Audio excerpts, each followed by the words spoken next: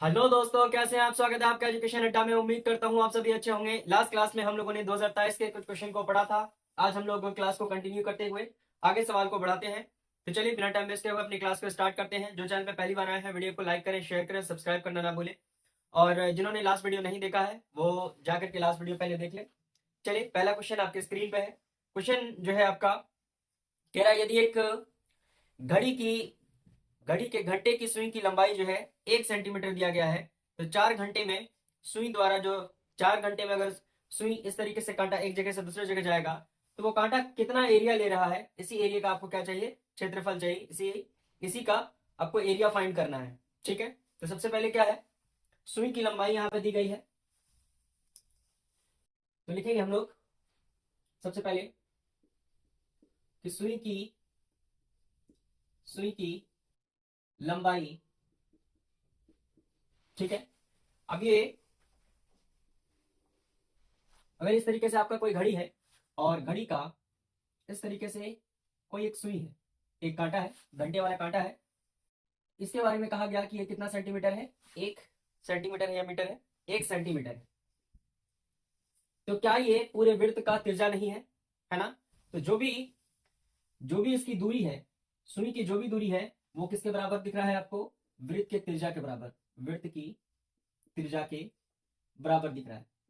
ठीक है, इसका मतलब हम कह सकते हैं कि आर बराबर आपको कितना दिया गया है, 1 सेंटीमीटर दिया गया है। ठीक है, क्लियर है।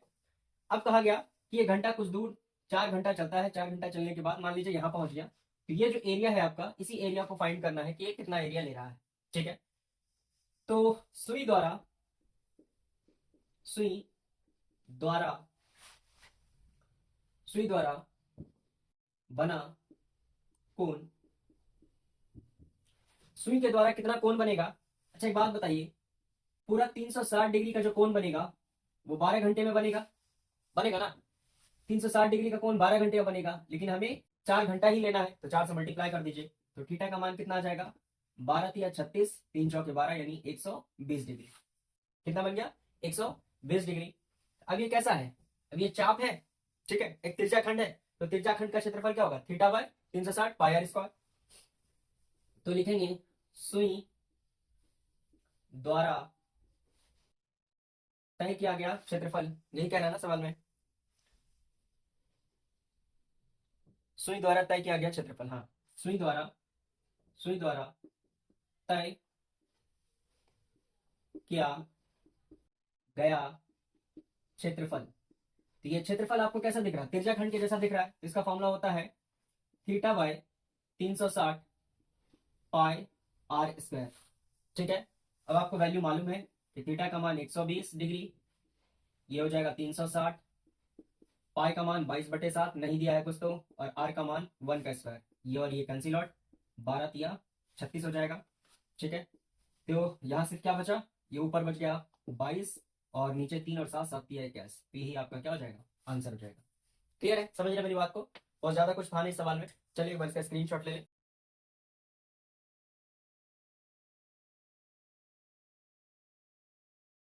चलिए, आई होप यहाँ तक आप मेरी बात समझ पा रहे हैं।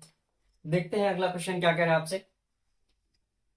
क्वेश्चन एक बार आप देख लीजिए, क्वेश्चन आपके स्क्रीन पर है।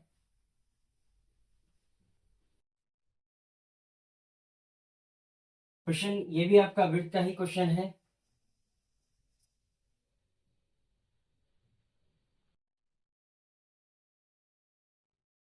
चलिए,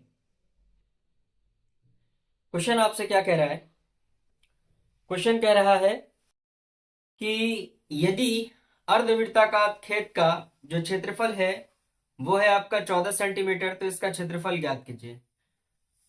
अर्धवृत्ताकार यानी कि ये जो वृत्त है, ये वृत्त कैसा है, आधा है। ये वृत्त कैसा है, आधा है आपका। ठीक है, ये आधा वृत्त है, खेत है। इसका जो व्यास है, ये पूरा इसका व्यास कहलाएगा। ये व्यास आपका 14 सेंटीमीटर दिया गया है आपको। ठीक है, अब इसमें आपको कह रहा है कि नीचे जो क्षेत्रफल बचा, ये जो क्षेत्रफल बचा, इसका क्षेत्रफल चाहिए हमें। तो कुछ बहुत बड़ा बात नहीं है इसमें। तो सबसे पहले लिखेंगे हम लोग अर्धवृत्ताकार, अर्ध वृत्ताकार का व्यास, डायमीटर जो है वो क्या है, 14 सेंटीमीटर है। तो त्रिज्या क्या हो जाएगा आपका, आर क्या हो जाएगा, इसको आधा कर देंगे तो ये हो जाएगा आपका 7। क्लियर है, इतना हो जाएगा। इसके बाद हमें क्या चाहिए, क्षेत्रफल चाहिए। अर्धवृत्ताकार का क्षेत्रफल, वृत्त का क्षेत्रफल होता है पाई आर स्क्वायर, है ना, पाई आर स्क्वायर, क्योंकि ये आधा है तो लिखेंगे हाँ 1/2 pi r square, 1/2 pi r square हो जाएगा। तो आप लिखना अर्ध वृत्ता अर्धवृत्ताकार का क्षेत्रफल क्या हो जाएगा, 1/2 पाई आर स्क्वायर। तो 1/2 पाई की जगह पे अगर कुछ नहीं दिया है तो 22/7 रखिए। आर का मान कितना है 7, तो 7 को 7 से गुना कर दीजिए। एक साथ से एक साथ कैंसिल आउट, ये और 11 बार में कैंसिल आउट हो जाएगा। कितना बचेगा, 77 सेंटीमीटर स्क्वायर। यही आपका क्या हो जाएगा, आंसर हो जाएगा। क्लियर है, चलिए इसका भी एक बार स्क्रीनशॉट ले लिया। आसान सा क्वेश्चन था, कुछ था नहीं क्वेश्चन में। चलिए इसके बाद हम लोग बढ़ेंगे अगले सवाल की तरफ। देखिए अगला सवाल आपसे क्या कह रहा है,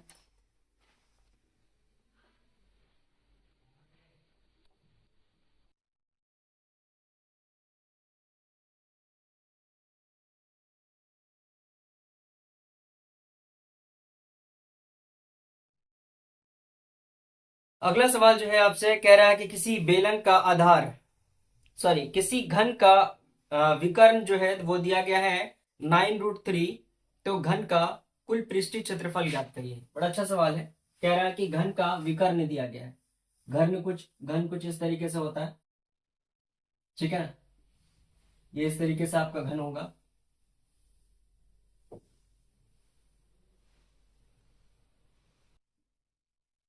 ये आपका घन है।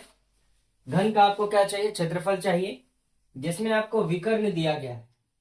क्या है, विकर्ण, विकर्ण दिया गया है। मान लेते हैं विकर्ण इसका डी है, और विकर्ण होता है आपका, विकर्ण दिया गया है 9√3। एक्चुअल में जो आपका कॉन्सेप्ट कहता है, रूल कहता है कि विकर्ण बराबर होगा √3 इंटू भुजा, √3 इंटू भुजा। और किसी एक साइड को अगर हम लोग ए भुजा कह लेते हैं तो ये सर हो जाएगा √3 ए हो जाएगा। ठीक है, तो सबसे पहले हमें एरिया निकालने के लिए किसी भी एक साइड का पता होना जरूरी है। जब तक कोई साइड पता नहीं चलेगा तो हम लोग घन का क्षेत्रफल नहीं निकाल पाएंगे। तो ये भुजा है, ये साइड है। डी का मान आपको दिया गया है कितना, 9√3 दिया गया है। तब आप कह सकते हैं ना कि ए बराबर क्या, ये रूट लेफ्ट टू राइट आ जाएगा, तो 9√3 पहले से था, ये डिवाइड में आ जाएगा, ये आ जाएगा कुछ इस तरीके से। ये और ये कैंसिल आउट हो गया, तो ए का जो मान हो गया वो क्या हो गया, यानी भुजा का जो मान आ गया वो आ गया आपका ए। भुजा का क्या मान आ गया, ए आ गया। अब हमें घन का क्षेत्रफल चाहिए। घन का क्षेत्रफल चाहिए, बड़ा आसान है। घन का क्षेत्रफल 6 इंटू भुजा स्क्वायर यानी ए स्क्वायर। तो 6 इंटू भुजा स्क्वायर अगर आप लिखिएगा तो ए इंटू 9 का होल स्क्वायर कर दीजिए। ठीक है, तो 9 इंटू 81 हो जाएगा। अब यहाँ आप मल्टीप्लाई कर दीजिए, ये हो जाएगा 6, 8 से 48 इधर हो जाएगा आपका। तो यही आपका क्या हो जाएगा, आंसर हो जाएगा। क्लियर है, आई होप यहाँ तक आप मेरी बात समझ पा रहे हैं। चलिए इसका भी एक बार स्क्रीनशॉट ले लें। चलिए बढ़ते हैं हम लोग अगले सवाल की तरफ। अगला सवाल आपसे क्या कह रहा है, ये भी क्वेश्चन कुछ इस तरीके से ही है। इसमें बेलन का क्वेश्चन है। क्वेश्चन आपकी स्क्रीन पे है, क्वेश्चन एक बार पढ़ लीजिए। चलिए क्वेश्चन कह रहा है आपसे कि किसी बेलन का जो आधार का व्यास है वो 42 है। बेलन के व्यास का जो आधार है वो क्या है, 42 है। बेलन बेलन के आधार का व्यास यानी डी जो है वो क्या है आपका 42 है। ठीक है, इसका जो त्रिज्या हो जाएगा वो क्या हो जाएगा आपका त्रिज्या यानी आर जो हो जाएगा इसको आधा कर देंगे तो ये हो जाएगा आपका कितना 21। ठीक है, अब इसके बाद हमसे क्या पूछ रहा है, इसकी ऊंचाई जो है वो भी दी गई है। ऊंचाई दी गई है कितना, ऊंचाई ऊंचाई एच जो है वो भी आपको क्या दिया गया है 10 मीटर दिया गया, सेंटीमीटर सेंटीमीटर आपको दिया गया है। तो कह रहा है कि इसका संपूर्ण पृष्ठीय क्षेत्रफल चाहिए, सिर्फ पृष्ठीय क्षेत्रफल नहीं संपूर्ण पृष्ठीय क्षेत्रफल इसका चाहिए। इसका संपूर्ण पृष्ठीय क्षेत्रफल क्या हो जाएगा, सब कुछ आपको यहां दिया गया है, यहां सिर्फ लिखना है संपूर्ण संपूर्ण पृष्ठीय क्षेत्रफल। संपूर्ण पृष्ठीय क्षेत्रफल होता है इसका 2 पाई आर और एच प्लस आर, ये इसका फॉर्मूला है। यहां पे सिर्फ फॉर्मूले का काम है, इस पूरे चैप्टर में फॉर्मूला रख दीजिए आपका आंसर आ जाएगा 22/7। अगर कुछ नहीं दिया है तो 22/7 ही रख दीजिए। आर का मान आ गया आपका 21, एच का मान है 10 + 21। ठीक है, अब आप इसको क्या कर लीजिए सॉल्व कर लीजिए, तो ये हो जाएगा आपका कितना 44/7 और इसको यहां से कैंसिल आउट कर लीजिए 7×21, तो ये हो जाएगा आपका ×3 और यहां मल्टीप्लाई फिर हो जाएगा आपका, ये हो जाएगा आपका 31 हो जाएगा। ठीक है, फिर आप यहां से सबको आपस में मल्टीप्लाई करिए, मल्टीप्लाई करके ये जो भी होगा आपका आंसर हो जाएगा। क्लियर है, आई होप यहां तक मेरी बात समझ पा रहे हैं। ज्यादा कुछ नहीं है इसमें, बेलन का जो आधार का व्यास दिया था डायमीटर 42, त्रिज्या आपने इसको आधा करेंगे त्रिज्या आ जाएगा। ऊंचाई एच दिया गया है, संपूर्ण पृष्ठीय क्षेत्रफल कह रहा है बेलन का, तो फॉर्मूला हो जाता 2 पाई आर एच प्लस आर हो जाएगा। ठीक है, फॉर्मूले पे वैल्यू रखेंगे, इसको मल्टीप्लाई करेंगे, आंसर आ जाएगा। क्लियर है, चलिए स्क्रीनशॉट ले लीजिए, फिर हम लोग बढ़ते हैं अगले सवाल की तरफ। चलिए अगला क्वेश्चन आपसे कह रहा है, ये आपका 7 चैप्टर का है, मध्य बिंदु सूत्र का प्रयोग करके आपको वैल्यू फाइंड करनी है। आई होप आप लोग क्वेश्चन पढ़ लिया होगा, क्वेश्चन आपके स्क्रीन पर है। कह रहा है कि बिंदु P क्या है, बिंदु P है, पहले एक फिगर बना देते हैं, एक लाइन है इस तरीके से, थोड़ा क्रॉस बना ले, ये आपका लाइन है। ठीक है, उस पर एक पॉइंट है P। ठीक है, और दूसरा पॉइंट जो है आपका, दूसरा पॉइंट है आपका Q, ये Q पॉइंट है, और दोनों पॉइंट आपको दिया गया है -6 और +10, और दूसरे का दिया गया है आपको 3 और -8, 3 और -8। यहां कोई एक पॉइंट है बीच में। ठीक है, बीच में कोई एक पॉइंट है, उस पॉइंट का कुछ नाम रख लीजिए, या आपको नाम नहीं दिया है आप एक नाम रख लीजिए। मान लीजिए कि यहाँ पे P, इसको हम लोग R कह देते हैं, इसका मान है -4 और 6, -4 और 6, यही आपको वैल्यू दिया गया है। अब इसमें कह रहा है कि ये पॉइंट जो है इस पूरे लाइन को PQ को किस रेशियो से डिवाइड कर रहा है, यही आपका, हाँ यही आपको बताना है। तो हम लोग मान लेते हैं इसको M1 और M2 रेशियो से क्या कर रहा है डिवाइड कर रहा है इस लाइन को। ठीक है, चलिए एक तो यहाँ पे क्या है आपका मध्य बिंदु सूत्र से भी आप इसको निकाल सकते हैं। ठीक है, या नहीं तो फिर आप क्या करेंगे डायरेक्ट फॉर्मूला लगाएंगे x1 x2 m1 m2 वाला, इस तरीके वाला भी फॉर्मूला आप लगा सकते हैं। चलिए यहां से अगर आपको क्या निकालना है, ये होता है -4, अगर मध्य बिंदु सूत्र लगाएंगे तो x का क्या हो जाएगा m1 का मल्टीप्लाई जो है x2 से हो जाना है 3। ठीक है, फिर इसी तरीके से आपका प्लस करेंगे M2 का मल्टीप्लाई x2 से, यानी -6 से, ठीक है, -6 से। और नीचे क्या कर देते हैं हम लोग, m1 प्लस m2, इस तरीके से हम लोग कर देते हैं, ठीक है। ये इसका फॉर्मूला है कि अगर हमें क्या निकालना है, x निकालना है, हमें क्या निकालना है, इसका x निकालना है, तो x का वैल्यू रखेंगे, जो मिड में x होगा, यहाँ यहाँ x का वैल्यू रखेंगे m1 x2 m2 x1 divided by m1 m2, ये इसका फॉर्मूला है। बस कुछ नहीं करें, इसको लेफ्ट टू राइट भेज दीजिए, तो ये मल्टीप्लाई हो जाएगा -4 m1 प्लस, और माइनस है दोनों तरफ, तो -4 m2, या इस तरीके से फिर ये हो जाएगा 3m1 और ये हो जाएगा -6 m2, ठीक है। m1 को एक तरफ, m2 को एक तरफ कर लीजिए, तो ये -4 m1 और m1 को इधर ले आएंगे तो -3m1, ये -6 m1 पहले से है और इसको इधर से इधर ले आएंगे तो +4 m2, m2 पहले से था यहाँ पर। अब इन दोनों को क्या करेंगे, दोनों माइनस में है तो ऐड कर लेंगे, ये हो जाएगा 7, लेकिन -7 m1 और ये हो जाएगा -2, 4 में से 6 में से 2 घटेगा तो 4 घटेगा तो ये बच गया। अब m1 m2 को एक तरफ कर ले, नंबर को एक तरफ, यानी m1 और माइनस माइनस तो यहाँ पहले कैंसिल आउट हो जाएगा, है ना। तो इसको इधर ले आए m2 और ये इधर चला आएगा, यानी 2/7 हो जाएगा। तो इसको किस रेशियो में तोड़ रहा है, 2/7 रेशियो में से तोड़ा जा रहा है।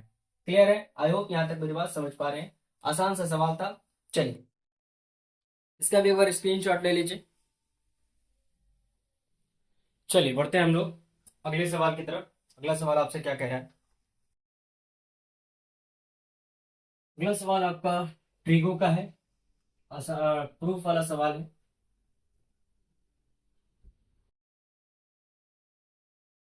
ट्रिगो का सवाल एक लेकर के यहीं पे क्लास को एंड करेंगे, ठीक है। हमने कहा कि थोड़ा थोड़ा डेली पढ़ेंगे अब हम लोग, ठीक है, ताकि आप लोगों को ज़्यादा दिक्कत ना हो। डेली जो है आपको वीडियो मेरे चैनल पर अपडेट मिल जाएगा। क्वेश्चन कह रहा है कि सिद्ध करें कि sec theta into cosec theta ये बराबर होगा tan theta plus cot theta के। ये हमें प्रूफ करना है, ठीक है। सारा सवाल तो हम लोग एलएचएस से लेके चलते ही हैं, आज हम लोग आरएचएस से लेके चलेंगे, ठीक है। आरएचएस से प्रूफ करने की कोशिश करते हैं। तो क्वेश्चन है आपका कि tan theta plus cot theta. Sir tan theta को लिख सकते हैं ना sine theta by cos theta, लिख सकते हैं। फिर यहां लिख सकते हैं जस्ट उल्टा cos theta by sine theta, ये भी लिख सकते हैं। अब क्या करें, एलसीएम मेथड यूज करेंगे, क्रॉस मल्टीप्लाई, नीचे वाले को नीचे वाले से मल्टीप्लाई करेंगे, तो ये मल्टीप्लाई हो जाएगा तो ये क्या हो जाएगा साइन स्क्वायर थीटा, और ये मल्टीप्लाई हो जाएगा तो कॉस स्क्वायर थीटा, और डिवाइडेड बाय नीचे वाले को नीचे वाले से मल्टीप्लाई करेंगे तो लिख सकते हैं ना साइन थीटा, चलिए शेक को ही पहले लिख देंगे, कॉशेक को कॉस थीटा सॉरी, और इंटू साइन थीटा, ठीक है। अब यहां से आपको दिख रहा है sine square theta plus cos square theta किसके बराबर, 1 के बराबर, ठीक है। और ये हो जाएगा आपका क्या, जैसा है वैसा फिलहाल अभी रहने दीजिए, उसके बाद नेक्स्ट स्टेप में इसको चेंज कर देते हैं, ठीक है। कॉस जो है शेक का उल्टा है तो शेक ऊपर चला जाएगा, और साइन जो है कोशेक का उल्टा है तो ये हो जाएगा कोशेक, ठीक है। और हम चले थे एलएचएस से आरएचएस से पहुंच गए एलएचएस में, एलएचएस आरएचएस के बराबर है। क्लियर है, तो आप दोनों तरफ से इसको प्रूव कर सकते हैं, ठीक है। आई होप यहाँ तक आपको वीडियो अच्छा लगा हो और क्लास भी अच्छा लगा हो। लास्ट वीडियो जिन्होंने नहीं देखा वो जाकर के वीडियो देख लीजिएगा, और इस क्लास को ज़्यादा से ज़्यादा लोगों को शेयर करिएगा। चलिए क्लास को यहीं पे एंड करते हैं। Thank you.